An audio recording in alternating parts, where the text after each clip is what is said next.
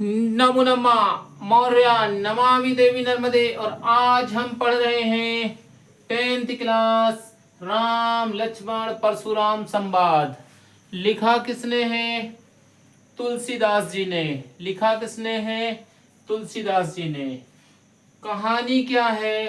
तो ये कहानी है राम लक्ष्मण परशुराम संवाद की। संवाद मतलब होता है सम मतलब बहुत अच्छे से, वाद मतलब बातचीत करना। ठीक है, तो ये कहानी शुरू होती है सीता माता के स्वयंवर से। राजा कौन है? मिथिला नरेश जनक अपनी पुत्री सीता के स्वयंवर का आयोजन करते हैं। किसके? स्वयंवर का। स्वयंवर होता क्या है ये समझ लीजिए। स्वयं मतलब अपने द्वारा, वर मतलब होता है पति।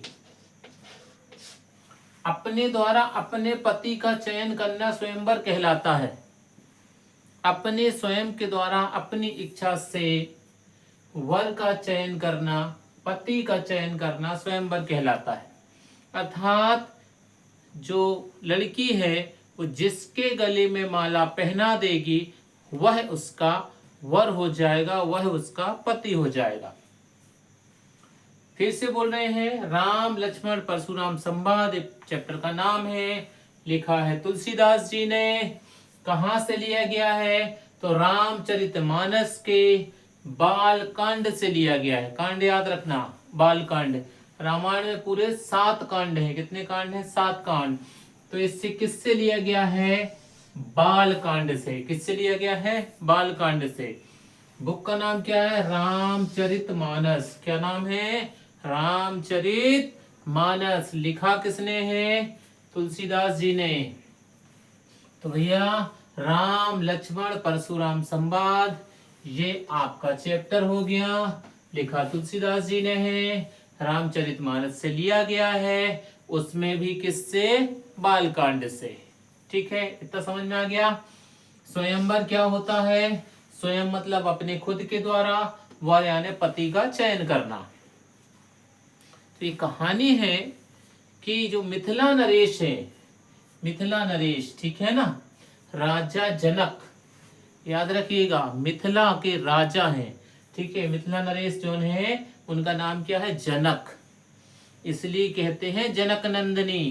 क्या कहते हैं? सीता माता का दूसरा नाम क्या है? जनक नंदिनी।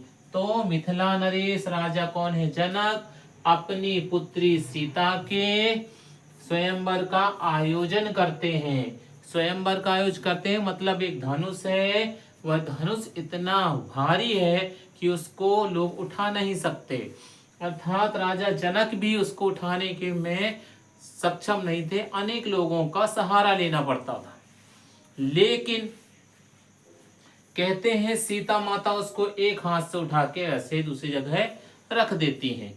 तो जब ये रख देती हैं, इतनी भारी है वो कि वो उठती नहीं है, तो उसको उठा के ऐसे रख देना, तो यह उनके पिताजी ने जब देखा तो उनके मन में विचार आ गया कि निश्चित इसमें कोई ना कोई ईश्वर कृपा है, शक्ति है।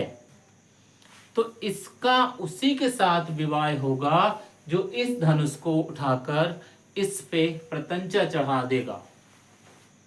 अर्थात वो जो धागा रहता है उसको बांध देगा, उसके साथ सीता की शादी होगी, मतलब उसका वर ढूंढा जाएगा। चलिए भाई, हो गया। अगर ये वर ना समझ में आए ना तो शादी का कार्ड देख लेना, उसमें लिखा रहता वर वधू। ठीक है, वधू पक्ष और बहु पक्ष दोनों लिखे रहते हैं। तो वर का अर्थ होता है पति। अब ये इतना आपको समझ में आ गया। सीता जी का स्वयंवर हो रहा है। अब जब सीता जी का स्वयंवर होता है तो सीता जी के स्वयंवर में अनेक राजा आते हैं। सब उससे धनुष को उठाने का प्रयास करते हैं। कौन सा? जो सीता माता एक हाथ से उठा के दूसरी जगह रख देती हैं, उससे धनुष को उठाने के लिए बहुत राजा आते हैं। पूरी शक्ति लगा देते हैं, पूरी ताकत लगा देते हैं कि उठ जाए, लेकिन वो नहीं उठता। वो उठेगा उसी से जिस पे शिव कृपा होगी। ठीक है, अब क्या हुआ? सब हो गया तो राम भगवान जी का नंबर आया। उन्होंने उस धनुष को ऐसे उठाया और जब प्रतंचा चढ़ाने के लिए जैसे ही उन्होंने खींचा वो टूट गया। अच्छे समझ लीजिएगा। जैसे सीता माता उठा के दूसरी जगह रख देती है, वैसे राम भगवान ने भी साधारण रूप से ऐसे उठा के हाथ से और उस पे प्रतंचा चढ़ाने की कोशिश की, धागा को बांधने की, खींच के बांधने की कोशिश की, तो वह बीच से टूट गया। जैसे ही वह बीच से टूटा तो एक अद्भुत गर्जना हुई, बहुत तेज गर्जना। उससे ये पता चल गया परशुराम जी को, किसको पता चल गया? परशुराम जी को, कि शिव धनुष टूट गया है। क्या टूट गया है? शिव धनुष।